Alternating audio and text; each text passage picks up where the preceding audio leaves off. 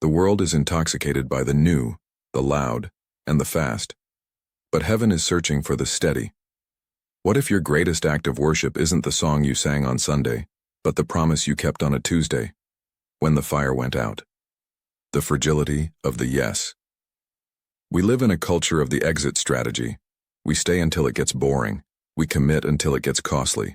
We promise until a better offer comes along. We have turned faithfulness into a feeling, but God defines it as a tether. Real gratitude is not a list of words you whisper when things go well. It is the way you handle the boring assignments God has already placed in your hands. To say thank you with your lips while being flaky with your life is a hollow vibration. True thanksgiving is staying at your post when the adrenaline wears off. It is the realization that your yes is a sacred contract, and your consistency is the highest form of honor you can offer to a God who remained faithful to you when you were at your worst. The anchor of the soul. The kingdom is built on the backs of the reliable. In Matthew 25:21, the king doesn't say, "Well done, my good and famous servant." He doesn't even say, "Well done, my successful servant." He says, "Well done, good and faithful servant. You have been faithful over a little. I will set you over much. Enter into the joy of your master." Faithfulness is the prerequisite for joy. If you are waiting for the big break to start being serious, you've missed the point. God tests your heart in the little. He watches how you treat that marriage when it's dry, how you show up to that job when it's draining, how you serve that ministry when you're tired. Look at Psalm 15:4. It describes the person who can stand in God's presence as one who keeps their oath even when it hurts and does not change their mind. This is the hurt test. Are you thankful enough for God's grace that you are willing to keep your word even when it costs you your comfort? The invisible architecture. Here is the deep revelation. Your commitments are the bones of your destiny.